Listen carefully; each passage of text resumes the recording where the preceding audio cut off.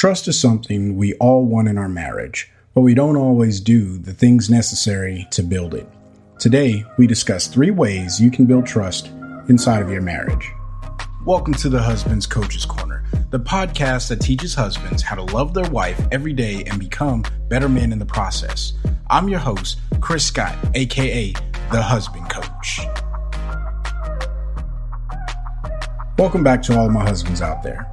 As always, you can get in contact with me by sending an email to husbandcoach2020@gmail.com, or you can leave me a message on my Anchor page, and I look forward to answering any and all of your questions. Now, as mentioned at the beginning of the show, today I'm going to be talking about 3 ways to build trust in your marriage. These 3 things are not all inclusive, but they are things that you as a husband today or as a fiance right now can start to do to build trust inside of your marriages or your future marriage. Before I get too far, I want to go ahead and define what trust is. In the Webster Dictionary, it's defined as assured reliance on the character, ability, strength, or truth of someone or something, or one in which confidence is placed. Now, those are 2 separate definitions. By the definition that was just mentioned, we notice that trust is about your character, ability, and the confidence level that someone places in you. I'm going to say that again. By the definition we just read, trust is about your character, your ability, and the confidence level that someone places inside of you, someone like your wife. We must develop trust or confidence in our wife on our character and ability. Some of you listening today may have something that hindered your wife's confidence in you, and you're working on rebuilding that right now. Others of you are doing things in your marriage that will hinder or destroy your wife's confidence in you at a later date, but you don't realize it yet. Here's some examples of the latter. You tell your wife that you're going to cook dinner or you're going to take out the trash on Monday, Wednesday, and Friday. You do it for the first week because, you start off strong. But then the next week, you don't do it. And then the following week, you don't do it. And then so forth and so on. And you start to build this pattern of not doing what you said you were going to do. So essentially, you're slowly losing confidence from your wife, which by definition, the confidence level that someone places in you is what we're trying to influence and build. The problem isn't that you didn't take out the trash or cook. It's that you said you were going to do it and then you didn't, and you did it consistently. So step number 1 to building trust in your marriage is be consistent in the little things.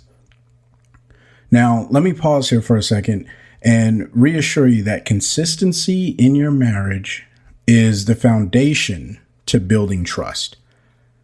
But inconsistency in your marriage, or consistently doing things that hinder or destroy the ability to build trust, those are all things that are going to destroy the trust or confidence in your marriage. Now, this week, what I want you to do is select something small, like call your wife on your way home from work every day and see if there's something that she needs from the store, or if you can just do something. Find a way that you can consistently serve your wife, okay?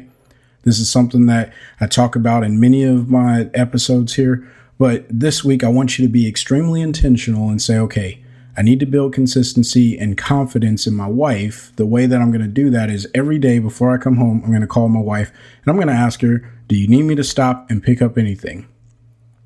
That's it. Every day, just do that. Something like this will help develop trust over time. This is a long-term investment, and the little things that you do, like calling your wife every day, those things add up and they turn into a huge valued investment later on in the future. Now, the other thing that we see inside the definition is character. Character is another one of the things that we need to develop. Now, please hear me on this, gentlemen. All my fellas out there, I need you to hear me on this. Your character absolutely matters in your marriage. This means you have to hold fast to some values that make you a man of integrity. All right. We all want to be men of integrity. Some of these values or qualities that are found in men of integrity are honesty, loyalty, responsibility, respect, selfless service. Now, that's just a few of them. So here's what I want you to look at number 2 as. I want you to identify your strengths and perform them to the best of your ability. What does that mean? You're going to look at those qualities that I just mentioned: honesty, loyalty, responsibility, respect, selfless service. One of those is going to come natural to you. I want you to focus in on that one, and I want you to be consistent at delivering to prove your character and that you're a man of integrity. Every single day, you want to find a way to build this integrity in front of your wife, because that's how you're going to win over your wife when it comes to your character. And in turn, that's going to build confidence in you, and that's going to build trust in your marriage. Your character absolutely matters. The reason why you want to focus on the one that you do well is because that's going to be the easiest and the most value-added way to reassure your wife that she can trust you, that she can count on you, that you can build the confidence. That's why you want to do it that way. The final word we see in the definition was ability. And I know that wasn't necessarily the final word, but I wanted to save ability for the last because there's something very special when it comes to ability. And this ties into a previous episode as I was discussing being able to be available. All right. Your ability to be available is going to build so much trust. If there's not anything else that you can do inside of your marriage except for be available, this is going to help you build trust in your marriage. The more you make yourself available to your wife, the more she's going to be able to speak with you, and the more she will start to trust you because she's connecting with you. And when she's connecting with you, those serious topics that you really have, and it may not even be something that you're doing that is a serious topic. It could be a serious topic with another relative. It could be a serious topic with the kids. It could be a serious topic in many different avenues. But the more you make yourself available, the more she's going to be able to connect and trust you to share what's really on her heart. Those things when you walk in the room and you can just feel the tension, but and when you ask the question, hey, what's going on? What's wrong? And then you get the response, nothing, leave me alone. And then you're like, whoa, wait a minute. I did not know that I offended you or I did something to hurt you. So you want to make sure that you make yourself available, and that is giving her the ability to come and talk to you whenever you need to. Now, by not making yourself available, your wife will lose confidence in you because she doesn't feel that she can connect with you. And that can lead to a bigger problem in your marriage, potentially even an affair, because your wife is going to find someone to connect with. Shutting your wife out by being selfish with your time sends a message to her that she is not valued and does not have a priority in your life. This is poison to your marriage because it leads to resentment. You absolutely want to make sure that you're making time and very intentional time for your wife. So step number 3 is I want you to exercise your ability to be available. You can go back to the previous episode where I was talking about making time for your wife and spending that quality time. But what I really want you to do is be present when you get home. Speak with your wife. Just be in the room. Just being in the room is a start in many of your marriages out there today. And as your wife speaks to you, I want you to listen. Now, if you haven't noticed, your wife, she's looking for that connection. And if this is like a mind-blowing philosophy or idea to you, or what do I even mean by she's looking to connect? That alone tells you you are not spending time with your wife enough to engage with her in a way that resonates and builds this trust, confidence, and intimacy inside of your marriage. Look, man, if you're having issues with building trust in your marriage, you need to take a serious look at how available you are to your wife. If that means you have to stop doing some things that you enjoy, like watching sports or going and hanging out with the boys or playing video games or anything else that's a hobby, then stop doing that. Because every time you add something else to your calendar that takes away time from being with your wife, it really does tell her something, that you don't value her as much as you probably want to articulate. Now, this isn't me saying that you can't have hobbies and you can't have things that you like to do or enjoy doing. All I'm saying here is evaluate your calendar and see how much time do you actually offer and spend with your wife. How much of it is you just going out and doing whatever you want to? Now, if you don't operate off of a calendar, I just want you to jot down all of your hobbies and say, okay, well, when do I kind of do these?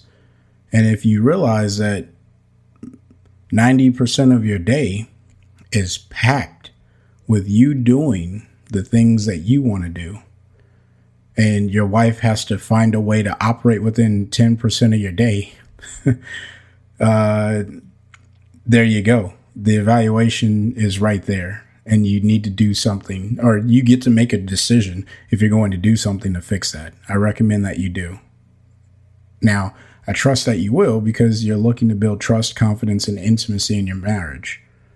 So make sure that you do that.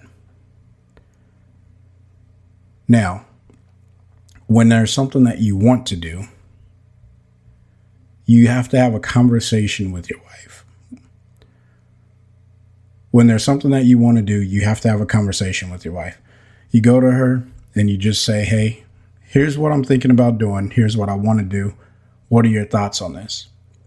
And allow her time to process it. You may not get an answer immediately. It may take her some time to process it. Explain why you're telling her that you want to do this. And in that explanation, I recommend that you tell her you value spending time with her and you don't want to alienate her or make her feel as though she doesn't get to spend time with you, but that you want to bring her in to your decision-making process on going to do certain things. Now, I am completely aware that this may not apply to every single marriage out there, but I am also very aware that many of you listening today are running into this issue of not being available for your wife. And if you want to build trust, you need to be available at least 90% of your day. Now, if you want to know how to do that, go back to the quality time episode and you'll be able to get that information, the drill that I recommend you do. So there you have it, guys. The 3 steps. The first one, be consistent, because consistency, it leads to success. The more consistent you are, the better, or the more likely you are to be successful in building trust. The second one, identify your strengths and perform those to the best of your ability. Whatever you're good at, honesty, loyalty, responsibility, respect, selfless service, whatever it is, do those things and do them extremely well. That's not to say that don't do the things that you're bad at, but we want to get quick action, quick results, showing our wives that we're making steps in the right direction. And then the last one, and I would argue the most important one, I want you to exercise the ability to be available. Make yourself available to your wife. Guys, that's going to be the end of today's episode. Thank you for listening. And until the next time, I want you guys to find a way to love your wife every day. Peace.